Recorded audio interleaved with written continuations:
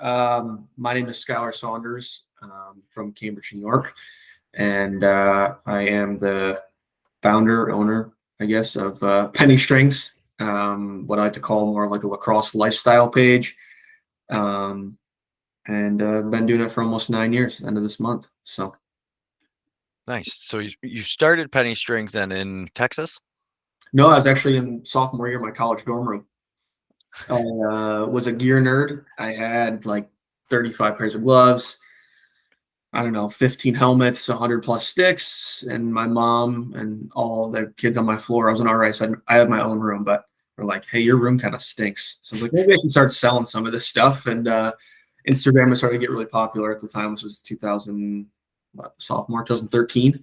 And so I was like, maybe I should just start posting it online, trying to sell it. Thought it was going to be like a gear selling page because it was big on the lacrosse forums and swapping stuff. And then it kind of morphed into a little bit of sneaker stuff on there too with Lacrosse Incorporated. And then once I got to Texas and started working for Lacrosse Monkey and their social media, I started to actually turn it more into a lacrosse lifestyle page and get a lot more consistent with it and start to kind of build more of a brand rather than just, you know, a part-time or, as I had content things, started to hoard content, learn more about social media and trying to build a page. So that's kind of the origin story.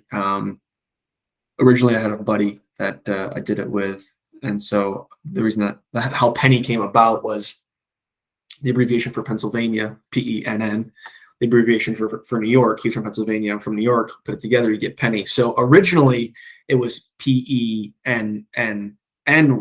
strings.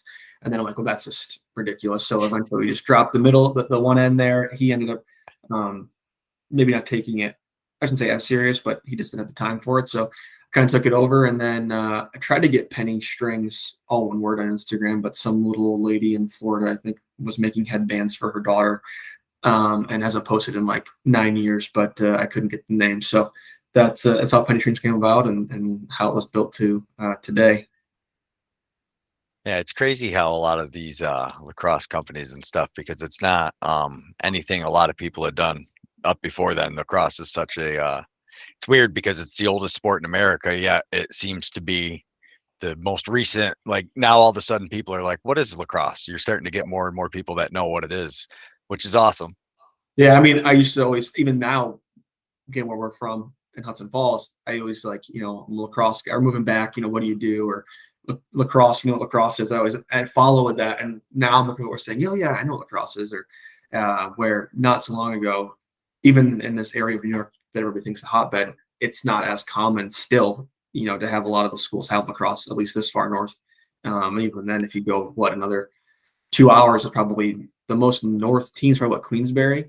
And then if you go 2 hours north, and then you get to Plattsburgh, and then there's lacrosse. But a majority of the state doesn't actually have it. There's a few areas around cities, but for most of the state, it's pretty hit or miss for schools that have it. So yeah, Hudson Falls just started the team like 3 years ago. I graduated South Glens Falls 02. They had a team there which started in the mid 90s, and that guy's now with the Queensbury team, Joe LaLuna. But it's really funny how small the lacrosse world is. Like you said, you end up finding out like, oh wow, Joe was part of the South Glens Falls, and then they had a teacher there that just picked it up. Basically, didn't know much about lacrosse. He learned, but he didn't know. And like you said, everybody thinks New York's a hotbed. We're less than 2 hours from Utica, but nobody knew what lacrosse was. Yeah, and actually, I'm really close to Joe. Joe and I, if you know Joe Luna, him and I played in the Sunday pickup league a lot, and then now box lacrosse though is completely, that's like a whole nother thing that nobody has any clue about. Even though we had a pro team, when was not that? so long ago, early 2000s. Yeah, probably early 2000s, late 90s, somewhere in there, and that didn't last very long. And I mean, I was 45 minutes up the road and didn't even know what it was. I assumed they were playing outside until years later. Right. Of course. Again, it's one of those things that if you're not from here, people think that all of New York is just literally great lacrosse. It's just not necessarily. That's not necessarily true. Yeah. So how did you end up in Texas? No reason. My wife and I, at the time we were dating, and it was like less than a year we were together. And I was like, hey, from a really small town, and I want to try something new. And figured if we would move and get 2 years out of it, then it'll be worth it. the first year will be crazy, second year won't be as crazy. And so we randomly just picked Texas, Airbnb'd for 3 months, then found an apartment to rent in McKinney, which is a little bit north of Dallas there. Probably most people would know that's a little bit north of Allen, where Kyler Murray went to high school. And we're there for the rest of our time there. We're able to buy a house. We got married first, then bought a house, and then had our twins. But and for the lacrosse people that are watching this, that's where Megan Carney's from, is McKinney as well. So not far north of where Charlotte North went to high school as well, the Hockaday School. So, And it's funny how, like you said, we're less than 2 hours from parts of the reservations where lacrosse was born, and we didn't have it yet. You go all the way out to Texas, and they have a huge lacrosse program. It's weird to. well, I think the thing with Dallas in particular is most of it's transplants, right? So you got Chris Saran down there, who was a multinational champion as a goalie at Syracuse. He played like behind Rick Beardsley.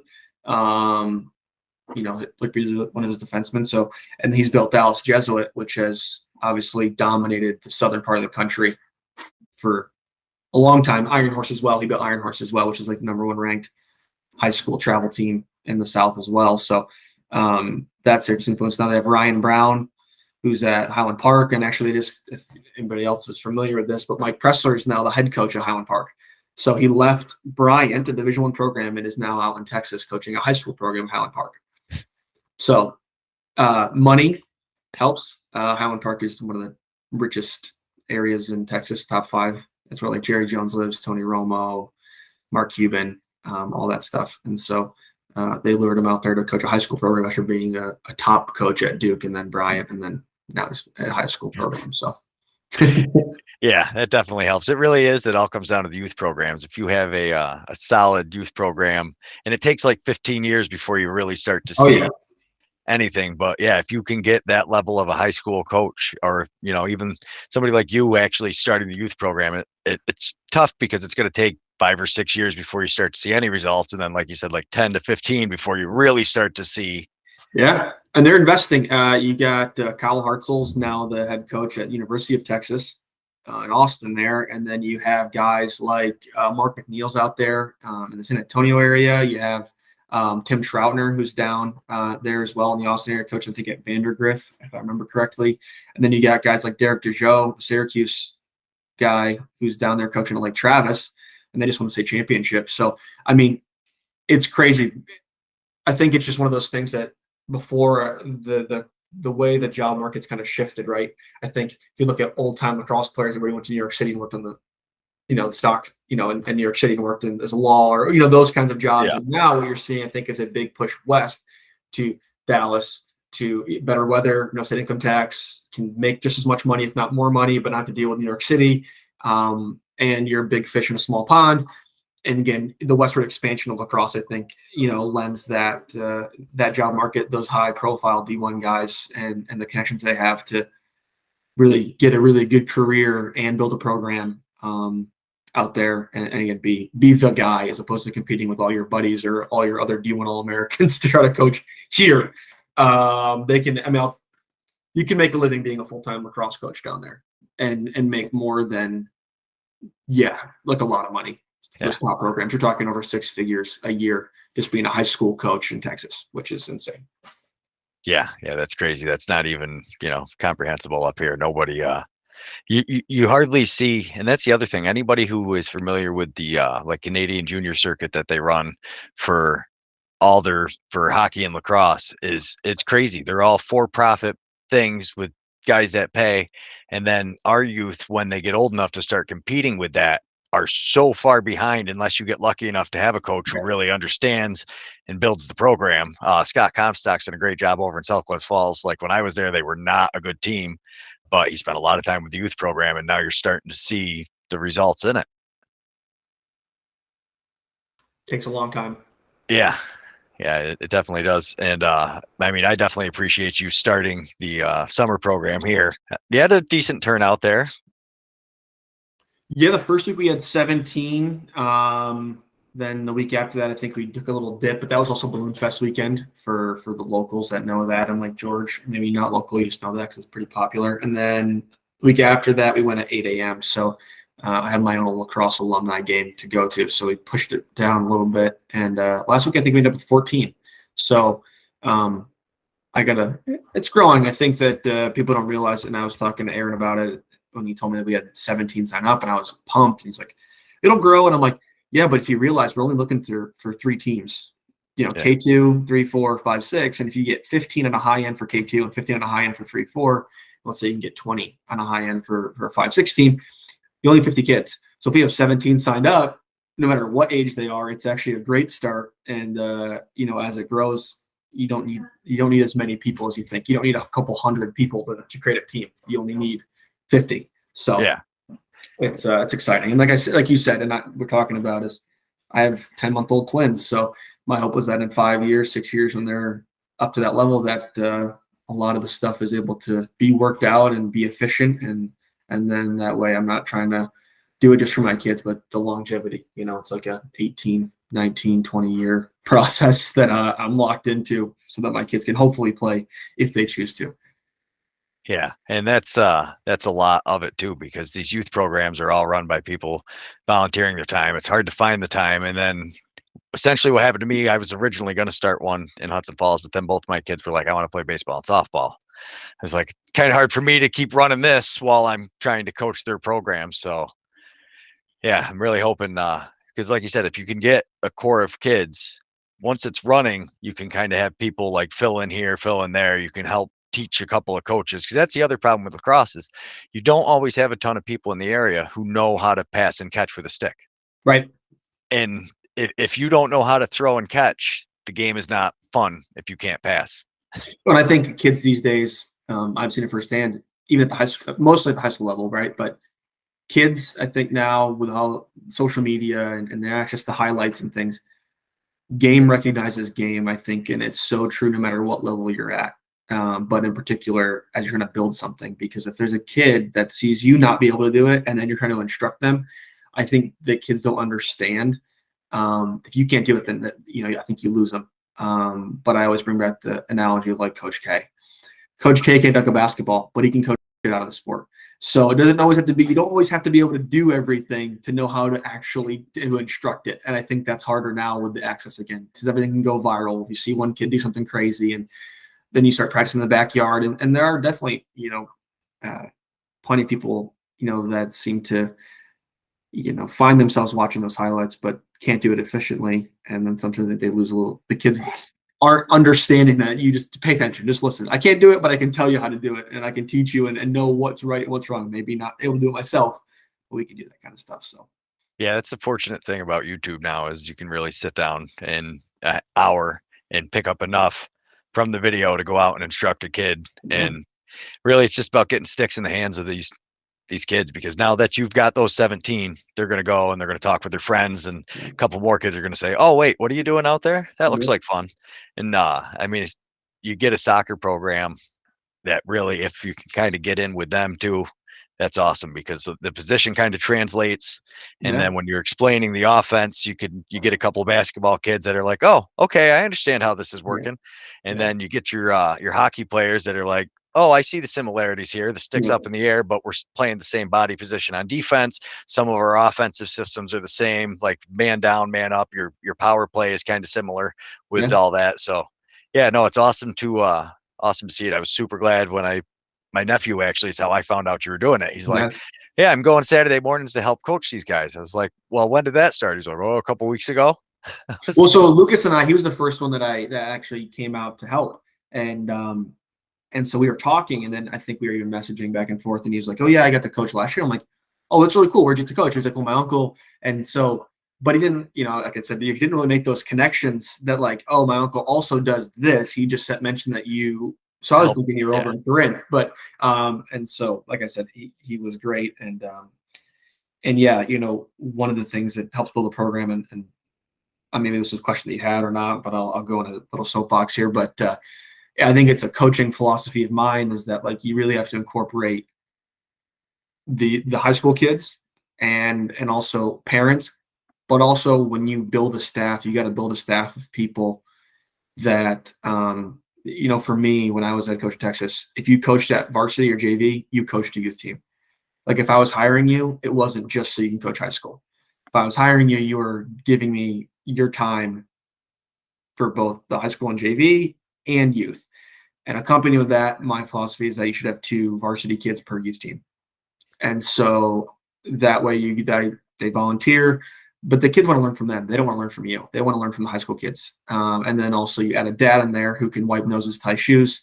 The 2 high school kids are coaching the kids, and then you are coaching those kids on how to coach the youth. You are making sure parents get all their emails answered. You're visible on the sidelines. You're able to talk to parents in person and give them the time of day while your practice is still running efficiently because you've coached those high school guys on how to run a practice plan, on what you're looking for, on how to be successful. And that is ultimately how Cambridge was built. And that is ultimately how I feel like every program should be built. Now, I will say sometimes you're going to do a fall tournament or a spring tournament where your high school is also playing with your kindergartners, and then all of a sudden coaches are sprinting and running back and forth, and you're trying to make it all work. But in the long run, the value, right? You're talking about youth sports, most of the time they cost money, and parents want to know, what am I getting for my money? And if you have 4 coaches on the sidelines, that is more than I guarantee any other program has that you're probably going to play if you build it that way. And that, to me, is what makes parents stick. Plus, the high school kids, those youth kids start wearing those numbers. All of a sudden, you start seeing an influx of fans on Friday night because those kids are asking mom and dad to go watch Lucas play, and they want to wear his number. And then Lucas has no idea, but in 5, 6, 7, 8 years, when he comes back, those kids are playing lacrosse because of him. And they all remember his name. They'll remember the best times they had in that season, and all those things build a culture. And that culture then makes kids play. And that's how you ultimately, in my mind, build a program that's successful and sustainable. Because as long as you're doing those things, including the high school guys, make sure you have qualified coaches at varsity, but also incorporating the youth, that should sustain in those parents that are going to be there to help ultimately keep the program going. And that's kind of the biggest part of why I think it's important to have all 4 coaches comprised of a high school level coach, 2 high school guys, and a parent, because I think those are the biggest things for building a program. That's huge because, like you said, they really do want to learn from the kids, and I ended up in Corinth because they had a brand new youth league. The guy told me, he goes, "I really don't know much about lacrosse, but I know my kids want to play it, and I would appreciate any help." And like you said, knowing how well kids listen to older kids versus listening to us, I dragged Lucas along with me, and I was like, "Come on, buddy." I was like, "They're going to listen to you way better." So yeah, he goes and he helps run the drills. He's awesome, especially for that stuff. I told him that's what he should go to school for, is to be a gym coach, but. Some kids just have it, right? I think that's just the reality of the situation. And usually the 6 kids that I would steal, or 8 kids I would steal, because in Texas, all lacrosse is mostly club lacrosse, I should say. I say all lacrosse is mostly. There's only a few schools that have it in the state. It's funded through the high school. So it's like 97% club lacrosse, technically. So you run a youth program K through 8. And so you pick the 2, those kids that are there. And Lucas is one of those kids that immediately you can tell that he understands and gets it in. And again, that's huge, making sure those varsity guys or JV guys are understanding of the task at hand. It's nice to be able to handpick them. To be able to say, you 2 would probably be good together. You 2 would probably distract each other. You 2 want to be on your phones. You're not going to do it. So Yeah. You 2 can't get here on time. Even for our varsity, you're not going to be able to make it to youth. You won't give up your Saturday mornings to coach. So, and that's kind of, you get to handpick them all. But Lucas is definitely, like I told him the same thing. I said, "You want to coach?" He said, "Yeah, I think so." And I said, "Well, you definitely have the ability to do it in the demeanor and the personality. But there are other things that go along with coaching being great. And then you also got to be the guy to talk to parents and communicate and articulate all those things. And which I think I was fortunate enough to start at 18 coaching a travel team in Greenwich. So I got to learn a lot of stuff early, and also learn from some really good coaches to put out it's a lot of small fires you're putting out on a day-to-day basis, even in the off season. So well, those are all things you learn, whether it's you do it well or do it poorly. Either way, you're going to learn it. Eventually you'll figure out your style, and that doesn't work for everybody, no matter what you do. So, but he's great. Yeah, no, like you said, having the years of coaching, there's really nothing that replaces years of doing. It's as simple as, like you said, kids getting a stick in their hand, because the longer the stick's in your hand, the more comfortable you feel. The longer you've been coaching, like you said, you understand the small fires before they even start. Okay, these parents are going to be worried about this. This is what I need to make sure for my teenage kids to get there. No, it's awesome that I really lucked out having you Well, I appreciate move it. here. I How did appreciate you? Yeah, absolutely. How did you end up in Hudson Falls though, particularly? So we moved back Mother's Day weekend. We sold our house in Texas. We sold everything really. We came back with like a small pod because we didn't think we were gonna be able to find a house. Um, and so my wife's from Fort Ann and I'm from Cambridge. And so we moved back Mother's Day weekend. I drove 25 hours. She flew home with the babies. I took the first 2 days off, and I don't know, it was Monday afternoon, and we were kind of collecting a list of houses we wanted to go look at. My grandmother was our real estate agent, and we got the phone and we have a list. We're going to go see 3 houses on Tuesday, I think it was. Well, my wife leaves to go take the kids somewhere, and I'm just sitting at the house, kind of resting after the straight shot of 25 hours in the car and unpacking and stuff. And this house popped up and said it was like listed 25 minutes ago. And I said to my wife, and I said, "Hey, let's go look at this one tomorrow." She's like, "Oh yeah, let's do it." So first house we looked at, we're like, "Oh, this is it. 5 acres, has the room we need. Needs some updating," which is kind of why you have the echo and you see the door behind me without any trim on it. We're currently on a first floor update, if you will, and so we're like, "Yeah, this is the one." We did go look at other houses, but we knew that this was the one we were gonna end up buying. And so then my wife sends it in her family group chat, and well, my father-in-law says, "Hey, I know that house. I built it back in 1998." And so her father was a home builder for like 25 years with his brother, who's actually our neighbor who lives right down the road here. And so we put an offer in. She wrote a letter. They accepted our offer in like 25 hours. And we were very fortunate to close, to get it taken care of pretty quickly. And now we're again 4 or 5 months into updating the first floor. But that's how it happened. We were not really. We were looking more towards the west side of Skylerville, in between Saratoga, but that was a hard market to get into, and we just really kind of lucked out with finding this place, and then we found out Hudson Falls, and that's really all that happened. It was kind of like a movie. It literally it happened so fast. Now we're sitting here.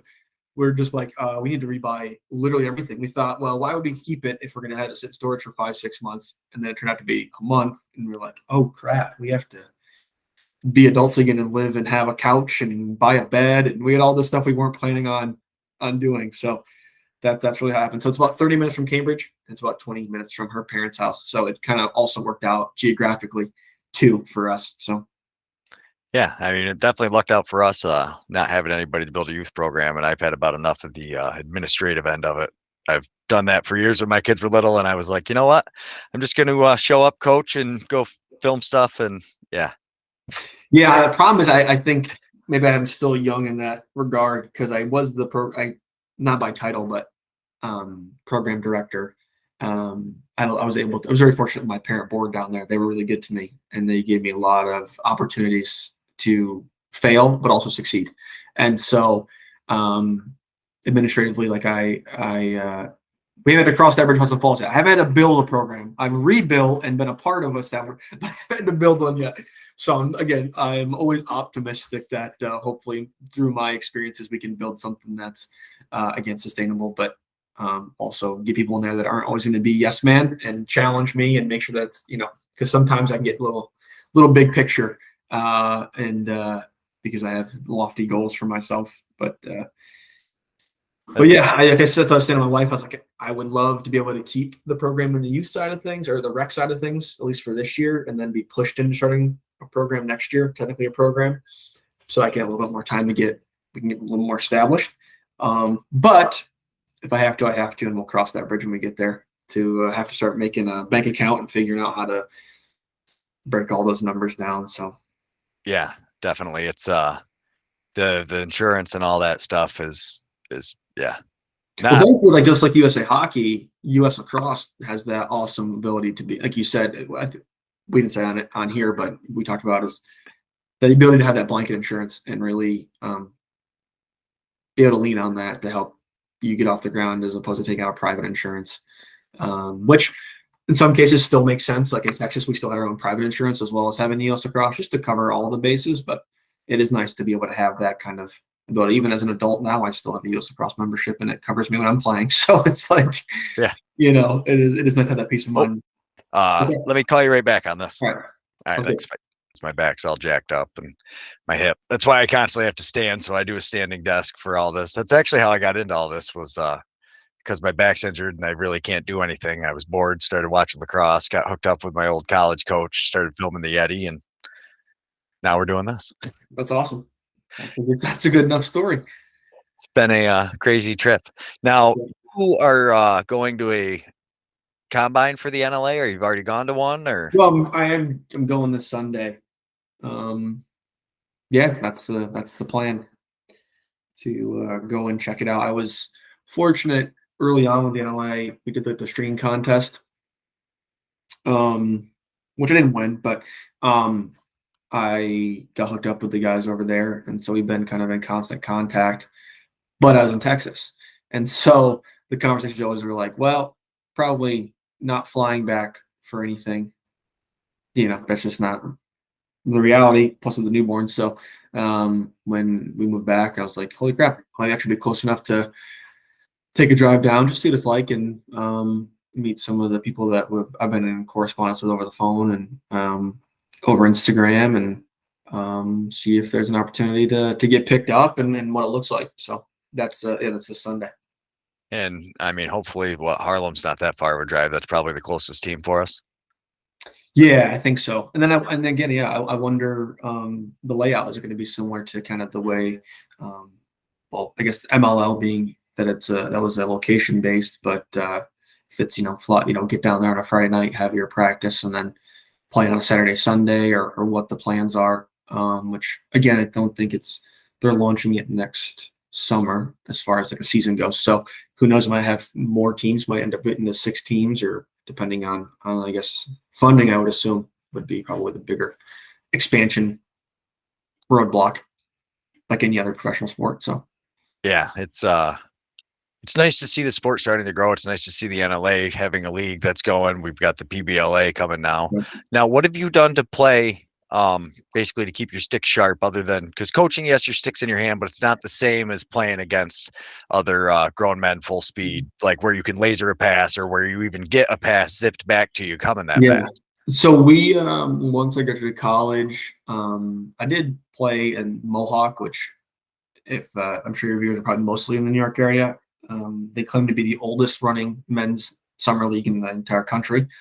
But that's what I did out of college. That's super competitive. It's got all the guys that are from this area that play at every level usually, and some guys that are graduated. So you get a wide range, being like 17 playing against 24-year-old guys, or 30-year-old guys that played and are really good. So did that a little bit. Then I went to Texas, fortunate enough down there. I played 3 nights a week all year round. I played box. I played a couple box leagues. I played in multiple field leagues. We did 7-on-7, and with Texas, there's obviously an influx in summer. So there's a summer league that's run similar with like all the colleges come back, but in the fall and the spring, there's actually like a men's league where you build teams and like you play with the same guys every year. So I was fortunate to get hooked up down there with the Dallas Flyers and play with them spring and fall in the leagues, and then play box leagues around that too, because that also usually ran in the summer a little bit, because even then boxes down there, Panthers just went down there, but it's still growing and developing, and it's interesting. Hockey down there is massive, which I'm not sure people know that. It's absolutely insane. You could play 2 leagues a night, 7 days a week if you wanted to, just depending on what level you wanted to get at. There's hockey rinks in like every city. The Stars and Dr. Pepper have done an incredible job of growing programs down there and getting them involved in the community. So they actually don't melt the ice in many rinks down in Texas, because they can play and they have, it is what it is. So, so the rinks that do melt, it's few and far between. And then there are some outdoor ice rinks too that I've played into with the concrete floors, but Stick Stars down there running a high school or a college men's box program at the Blue Sky facility, which is an indoor soccer facility, but it's similar to like a similar enough to a ice rink or a box field in general. So that's kind of what I've been doing since I've been back. They do Sundays pick up at the PBA fields here in Saratoga. So I've been playing there, and then I played in my alumni game and played in Lake Placid and played in Happy Lax, and some of those events. So much as I can, I want to get back into Mohawk, but it's still like an hour drive from here. So it's one of those things that with the kids being so young, maybe when they get a little bit more independent and it's not so crazy all the time, that it might be able to jump back in. Plus, it's 2 nights a week. So kind of got to weigh out the pros and cons of just 1 night a week versus 2 nights a week and all that stuff. So, Well, plus it does run in the spring while you would be coaching, running the program. It makes it tough to.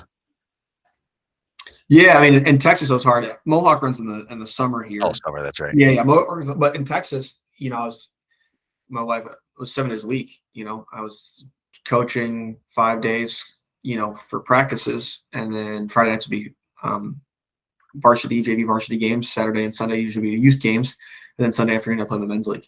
And then the summer, obviously, flip that, so then it's mostly playing, but it's playing 2-3 nights a week.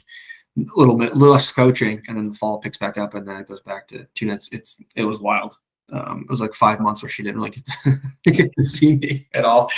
But it is what it is. Could be worse things that you're addicted to, I guess. Yeah, no, it's definitely lacrosse has that effect on people. Once you kind of get into it, you're usually really into it. Most of the guys, I mean, like we're trying to explain to my wife the NABLL system, like how the semi-pro worked for the guys paid to be on the teams. And she was like, wait, they pay to go travel and do all this? And I was like, yeah. She just, not being a sports person, didn't get it. But it sounds like their championships were on a similar field to what you had with the indoor soccer, where it's like plexiglass walls all the way around, and you just kind of put a piece of plywood in the soccer goal at the back, and then. Yeah, it's a little bit small. I'm not sure how big theirs was. There's a little bit small, but again, it makes, the hope would be that they're able to build it enough where they can even build a facility that would be able to house a full size. But it still keeps the touches. It still gets the whole idea behind it. They went ahead and got all the guys that wanted to ref US box was certified. So it's not like you're just getting some guys that are just going to stand there with stripes on that have field lacrosse experience and very little box. They went through and had all the guys that wanted to ref go through that course. And yeah, I think, it's one of those things lacrosse is so unique that there's like destination tournaments, which I don't think a lot of other sports have that. Like 60-year-old men voluntarily meet other 60-year-old men in the middle of a field and pay money to be there and play at Lake Placid or Lake Tahoe or Vail, the list goes on. There's obviously a long list of tournaments, but I don't think other sports are like that. The only other thing I could think of that's similar would be like an Ironman or like a Spartan race, or like a marathon. Like it seems like runners and those kinds of competitions seem to be more nationally. Like if you want to compete, you go here. It's a destination to run this event or compete in this event. But I don't know, like football, again, there's semi-pro, the Green Jackets and some of the things around here. But again, it's not, they only play the league. They don't go play off to Maryland or wherever. So I think it is unique. I think about that sometimes on Sundays. I'm like, a bunch of guys that have a whole life voluntarily show up at a field, pay money to play against other men in uniform. It's just like your brain's like, huh? And then you have to think about just sports in general. And you're like, oh yeah, we pay to watch people make $250 million to wear uniforms like other adult men and play a sport. And you're like, oh, yep, that's right. Yeah, that's what we do. Yep. I think a lot of that has to do with, so like if you talk about the football, you also have the arena football leagues, and there's a couple other ones. And then same with baseball, you've got AAA, AA, single A, all the way down. Hockey, you've got the AHL, ECHL, you used to have the UHL, the IHL. There's always been. Lacrosse doesn't have that. I think that's why you're seeing that at these tournaments. I had really no idea, because I after college, my athletic career just stopped. My kids weren't really into sports, so I just kind of got out of it and then got back in. And I never really got to see that level of it, but it's crazy to be a part of it now filming, because you're out there filming and we have guys from the NLL out there playing against them, and it's not like they're blowing them out of the water. Right. I mean, if you went to Lax night, I'm not sure were you there? Were you able to? We streamed last night. Yeah, I thought so. Right. I was gonna say, pretty sure I was on your channel watching it. So like, yeah, I mean, it is cool. And I think that, ULAX is incredible. I think that any professional league, there are a lot of leagues below that. And then really, it's truthfully, I'm sure mostly money helps, right? Being able to, generate revenue off of the sport, but also accessibility, talent that has a chance to showcase that talent. You look at guys, the big one in lacrosse right now is Pat Spencer's on the practice squad for the Golden State Warriors. And Jared Bernhardt's on the practice squad for the Detroit Lions, or the Falcons, I'm sorry. And so I think that exposure and the multiple leagues like CFL, NFL has semi-pro. There's other football ways to play, arena football and things like that. I think it helps grow the sport. And also I think like I would love to see it like hockey and basketball and baseball do. And if lacrosse could embrace the smaller leagues and help the professional sport, professionally help grow those small leagues, it only in the long run benefits the pro league, right? Because the ultimate goal still would be to get pulled. I mean, even guys that were in the IBLA, I think even some of them were able to get picked up by NLL teams, at least get a chance to play in those leagues, I think, and accessibility because of the exposure. So I think ultimately, at the end of the day, as many leagues you can build that are successful, that give a good product on the field and not just a bunch of men's league players, and it looks like lacrosse, it's a high level competitive. It ultimately helps fuel the PLO and also ultimately helps fuel just the sport's growth in general. Every successful sport has had that kind of trajectory. One league, then I know you want to do it better, then they end up combining, right? And then they start to build out, how do you keep the best talent up? How do you keep people playing? How do you generate revenue off the sport? Ultimately, if they do it the right way, we'll then recycle back into hopefully developing the youth side of it and putting money back in there, like NFL does NFL flag, USA Hockey, and NHL does their own youth kind of events, and that ultimately is, I think, the goal, or I would hope would be the goal for lacrosse, would not be just to have PLL be the only show in town. But I mean, some of the leagues in hockey that are minor leagues, they sell out their hockey stadiums. Baseball games at minor league baseball games, they sell out minor league baseball stadiums. Like, those things are important for kids to be able to see and have access to, and be there when so-and-so hit his home run and got called to the majors. I was in Dallas, we were playing a men's league summer game, and it was a Wednesday night, and this kid from Monmouth is playing attack against one of my buddies who actually is from Glens Falls, Jared Strong. I don't know if you know Jared, but he came into Texas. Ironically, we were able to link up, and he's on my team, and he's like, that's the best kid I've ever played. That Saturday, he's on the field of the Machine. That's Bryce Wasserman. And then he goes to Dallas, and then he goes to Boston, and he wins it. So it was like one of those things where you're like, oh, he was playing him on Wednesday night, and all of a sudden now he's playing in the league, and then fast forward, then he wins the MLL MVP. And I think that's cool. That's a cool thing to see as well. So that was the big thing in this area. I think you're a little younger than I am, but we had the Red Wings. And when they were there, we had all those players. Like Chris Osgood was our goalie for years, and then became one of the best goalies in the NHL. Like you said, right. You need that. You need the minor league feel. And the Man Cup, I was just looking up the stats. So they had 26,000 views on the Man Cup. I bet you like maybe 1,000 of them were Americans. We don't know about it. And there's no, now that they're finally posting them on YouTube, it's sweet, but everything's always been behind a paywall. Yeah.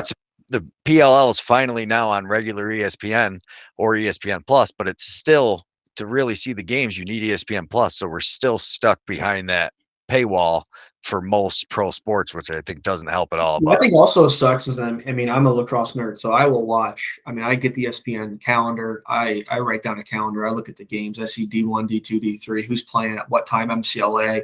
At work, I got 3 screens. One of them's usually got lacrosse on in the spring.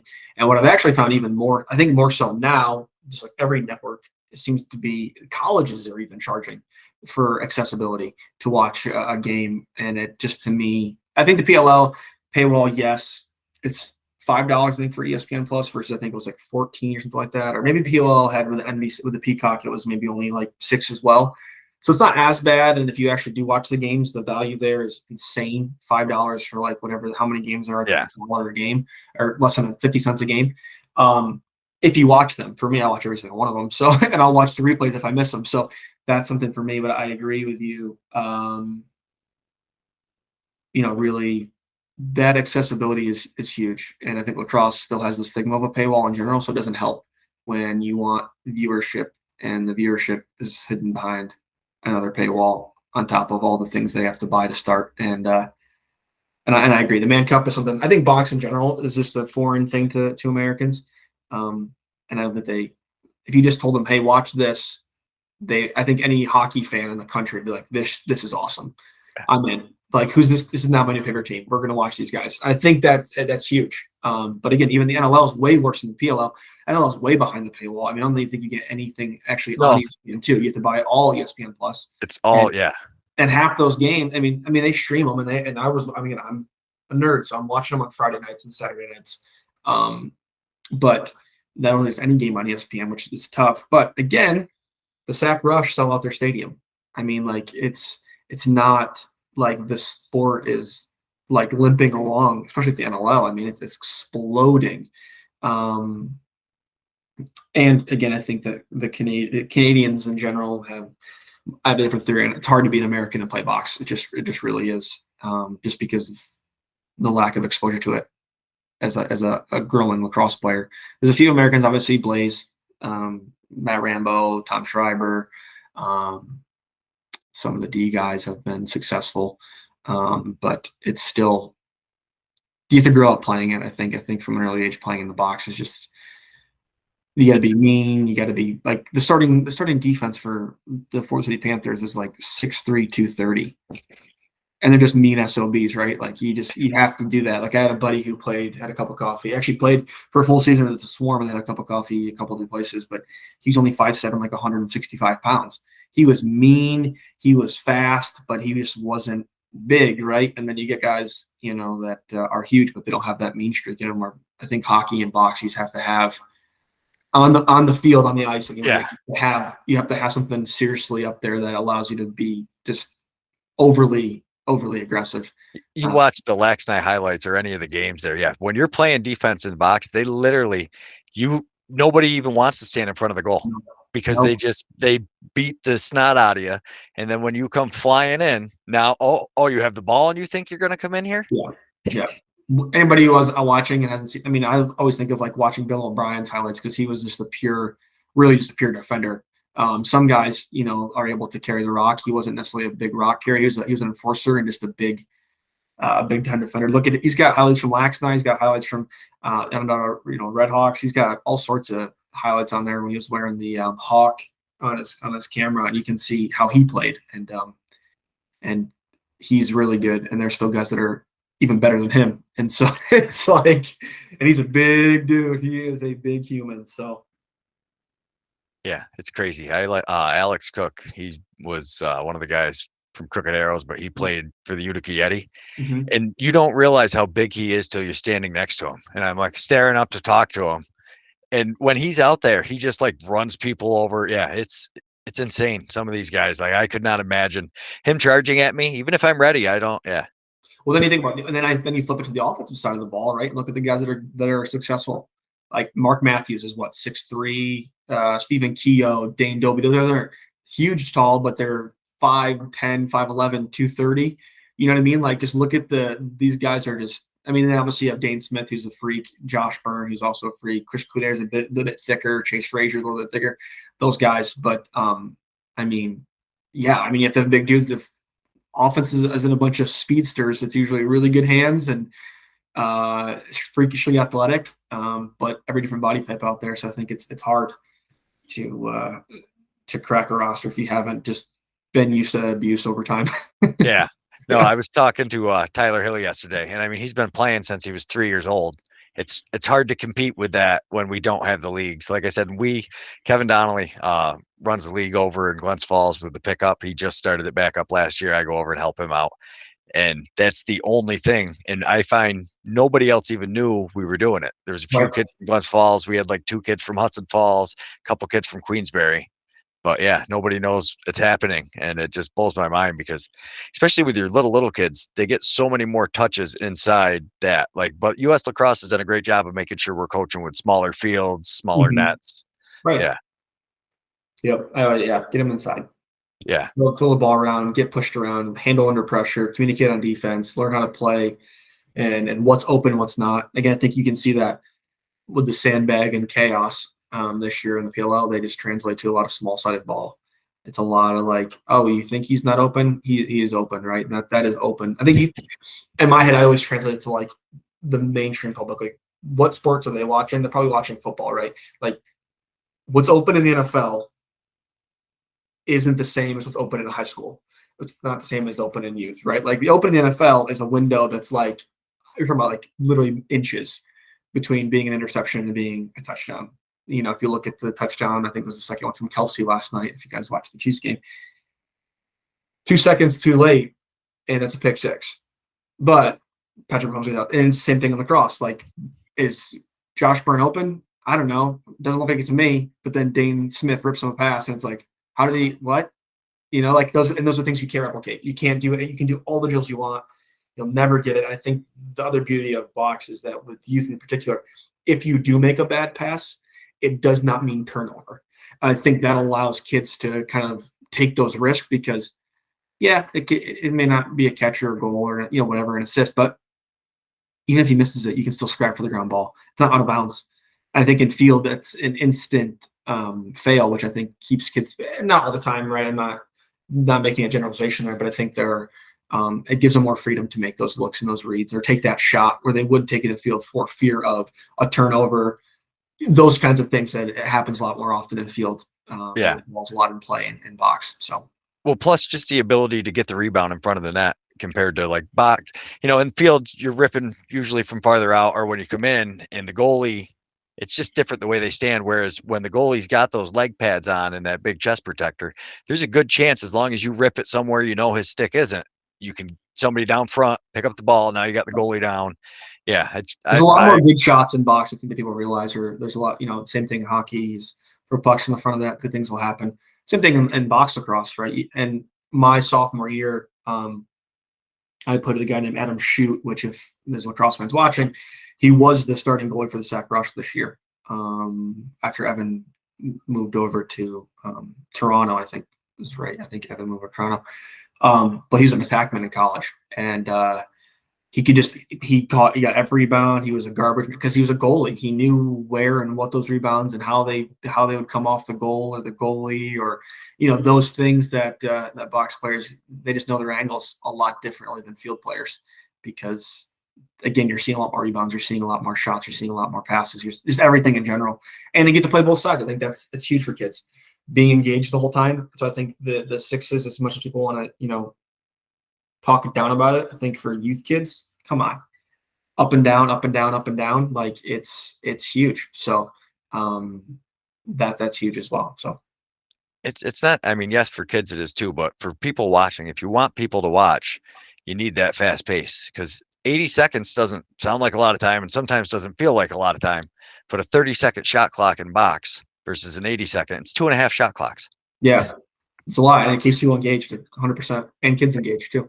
Yeah, it's huge. I hope somebody told me there actually might be talking about putting a team up in Glens Falls with this PBLA if it makes it. I don't know if there's any truth to it. I hope there is, but that would be cool. I mean, it would be cool to have more of a chance. I'm really good friends with the guys at Collar City, but it is a little bit far for me. Again, factoring in with the Sunday League and then factoring in with trying to play Mohawk, that's 4 nights a week if you wanted to play lacrosse, which is a lot. Not that I wouldn't love to, but just the travel. If it was 15 minutes away, it's different than an hour and 15 minutes away. So yeah, that's it. I always laugh too because I live on Route 4, and it's only 38 miles to where they practice down in Troy, but it takes me an hour to get there because you got to drive around everything to get to 87. Yeah. Yeah, it's a pain, but yeah, it's been awesome talking to you, and we should definitely do this again. And let me know when. Are you guys still rolling every Saturday morning? As long as the weather permits, yeah, 9 to 11 a.m. every Saturday at the Derby Park. And then the hope would be maybe I've had some parents ask if we're going to continue it in the wintertime. And my answer was I don't know, but if there's a place that has a turf indoor facility that doesn't cost an arm and a leg, maybe we could run an indoor. I talked to the guys at Chase before. You ever been down there to Chase? No, but one of my parents has mentioned Chase. He's really good friends with the owner, I think. So the biggest problem with Chase is finding a time slot. The sooner you talk to him, the sooner he'll let you know. Because I was going to rent some over the summer for the box league. Then we ended up getting hooked up with Glens Falls City, and it was way better to play in the hockey rink than to use that. But yeah, they're awesome down there. If you get a hold of if you actually even the best way is just to call down there because he'll give you the schedule. But they're awesome to deal with. Yeah, I definitely will. And like I said, I think one of my dads is good friends with the owner, so hopefully that could be a way in to wiggle into a good slot. Again, I always just do Saturday mornings 9 to 11 because it seems like the least competitive as far as those slots go. But I know hockey up here picks up, I think, on Saturday mornings now too. So to figure out Yeah. when the best time is. Yeah. Yeah, I can't wait. Like I said, I'll be down there this Saturday. I wish I had known sooner. I'd have made it down there. I just found out that Lucas was doing it. So Cool. I'll Yeah, Greg Lucas out. I know that again. I like having the varsity guys there. It's more fun. The kids love it. The kids love being around them. And again, I can talk to parents and pick brains and talk about the goals and things like that. So I really appreciate for your time and letting me jump on your platform. Yeah, no, I appreciate it. Like I said, I was so excited to find out you started the league in there because I was still on the fence if I was going to try the administrative end for the spring, and then when I saw you did it, I was like, yeah, somebody else is doing it. I can just help. So Yeah, yeah. Awesome. yeah. Well, we'd love to have it. All right, thanks a lot, man, and I Okay. will. I'll see you Saturday. Awesome. Sounds good.